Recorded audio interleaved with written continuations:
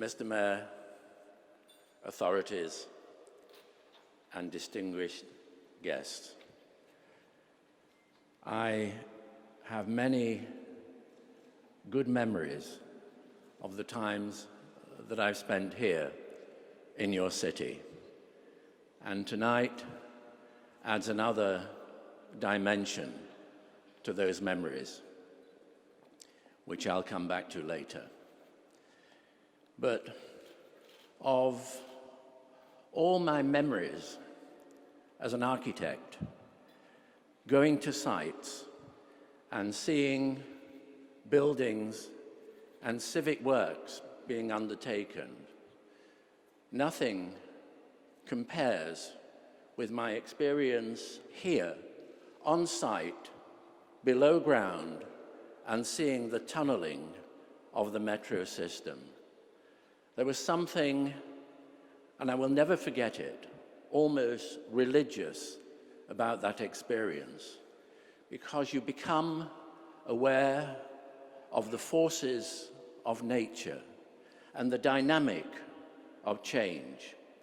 And it's interesting, I go backwards and forwards between the first competition drawing document, and interestingly, right at the beginning, it was inspired by the idea of creating inhabited caves below the ground and revealing through the form of those tunnels, those forces, and not trying to conceal them, but rather to reveal them and reveal the drama of that process. And as the tunnel enlarges and comes to a station, it's quite interesting to look back, and this was an occasion for me to go into the archive and to see the very first models and drawings and sketches, and the link between those decisions, the colors, the forms. It's almost going down there again today as if those models and drawings had come alive. And that transition from a design to realization, and then 19 years later to see the pride and the maintenance, it's an extraordinary continuity, and I think it's testament to a great client, and I'd like to, in some way, honor that this evening. The movement away from the station to the surface, to the pedestrian domain, originally, and I'd forgotten, was really rather different from the structures that we see today. It was much more cubistic, and in a way, I think the rethinking that and the escalator ride, that angled, inclined ascent to the surface, giving that a sculptural form, which through the movement and the dynamic, just like the tunnels below, is highly expressive of the movement and creates something which is totally special to the place. This is a reminder of something that I find myself saying more and more, and that is that the identity of a place, of a city, of a town, of a village, is really evoked by the public spaces, the connections, the movement. And so the quality of the infrastructure is arguably far more important than the quality of the individual building. And it's all about connections. And very, very briefly, this was the first ever of the infrastructure projects that our practice has undertaken. In that sense, it was not only symbolic, but it gave us the drive to develop and explore the importance of infrastructure in societies, in our cities. And the next one was a communication tower in Barcelona. And again, this in townscape terms terminates the vista of a street. And that exploration of trying to improve the civic domain. Trafalgar Square is another example in that search, that quest, by making small changes to improve the quality of public space. And here on the left, you can see a road. And when that transformation took place, that road became pedestrianized. And it was part of a whole series of changes to the space. And if we just look at the before and after images, this is how it was before the transformation. It was really a complete traffic island, and the poor pedestrian really suffered as a consequence. So opening that up, taking away those buses in the background and creating gentle steps, framed the historic buildings and reminded us much more of what these spaces were in the past. And again, a before photograph looking towards the historic church with the National Gallery on the left. And by that transformation, and it's interesting, memories are really quite short. Nobody can really remember how this space was. It's become very much a part of the perception of London. The tradition of urban design is a very European tradition, and it's interesting that our research group is entirely European-based, because the schools in Britain, and I think also in America, don't place the emphasis on urban design. So the example here is Marseille, and again the transformation by bringing back the city to the harbour where this city originated, but had been cut off by the traffic. So in a way, rethinking that and bringing more importance to the pedestrian. And the sustainable city of today and the future is a pedestrian city with good connections, good public transport, which of course brings us right back here to Bilbao. So the space on the left, originally occupied by cars, is now very much the domain of restaurants, and it brings a new humanity back to this city. There is a small urban incident, which is a pavilion, which is highly polished and becomes almost a spectacle for the activities like markets, which organically grow underneath this umbrella of a roof.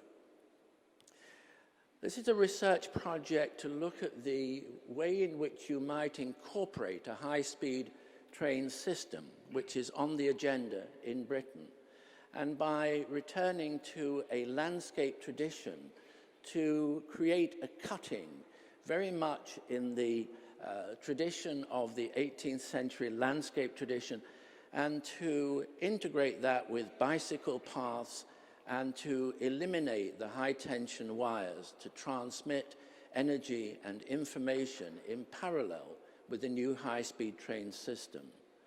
And that also linked to an idea of making a city like London more bicycle-friendly. And here the device was to build on the railway lines, which are very, very flat, very low gradients, and to use the airspace above to be able to cycle freely across the city. Another tradition of infrastructure has been our quest of trying to improve the quality of transport infrastructure. And this is a terminal at Heathrow, British Airports Authority, and we were asked to create a new generation of a terminal. And if you can imagine, you turn that literally upside down, so all those heavy pipes are below you underneath the concourse, and then you can open the concourse up to the sky, so you have contact with the elements. It's uplifting to the spirits, and it's very good in terms of energy. So very much about light and movement and trying to humanize much more the experience of an airport. And in Hong Kong, to open the interior to the aircraft, to the landscape, so that you would have an analog experience. You would know where you are in a digital world. We took that a stage further in Beijing, where the roof becomes more like an artificial sky over the activities below. And we made, just very recently, literally a month ago, a quantum leap. So here in Mexico, a competition that we recently won, we take it a step further and dissolve the roof and the walls into one continuous membrane.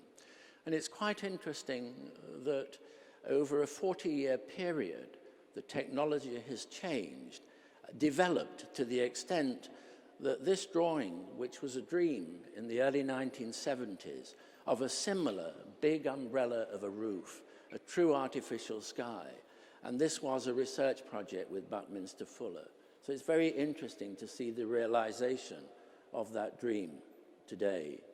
And bridges are interesting in terms of the way in which they relate to the landscape. Here, the viaduct at Millau, and more on a smaller scale, the connection across the Thames with the first pedestrian bridge, a very delicate intervention to improve the connectivity and to increase the flow and the connection between Tate Modern and St. Paul's. Again, very much in the tradition of trying to humanize the city, to make it more pedestrian friendly, more sustainable. And really coming full circle back to this city. When I first came here, the industrial roots were very, very apparent. And I think it's an example to the world, it's a global example of the way in which this city has transformed itself. And if you do a fast forward to the same viewpoint now, it is about regeneration, it is about connectivity, it is about creating a human-scale city. And just arriving this afternoon and having a mixture of experiences, experiencing the urban life, the vitality, it was really quite an extraordinary experience. I've always felt very much at home here. I feel even more at home after this evening, and your very gracious and very warm welcome, which I greatly appreciate. Architecture, whether it's focusing on infrastructure, is very much a team activity. And I'm sensitive to the fact that the transformation that you've made here, starting with the metro, is only possible by an extraordinary partnership of groups. So I would like to pay tribute in terms of the project and the honor that you've given me, and in turn, my colleagues and the many collaborators. I'd like to pay tribute to the role of the Basque government, the Biscaya provincial government, the city of Bilbao itself, the Biscaya Association of Architects, the forum which so generously gave me the award, and of course, Metro Bilbao. Any endeavor is a mixture between architects, engineers, but it's always about the political initiative. And that, I think, is the most impressive thing of all. And to find members of my profession in those positions of progressive enlightenment and influence truly makes me proud to be here this evening, and proud to be an architect and to be part of your community. So thank you all so much.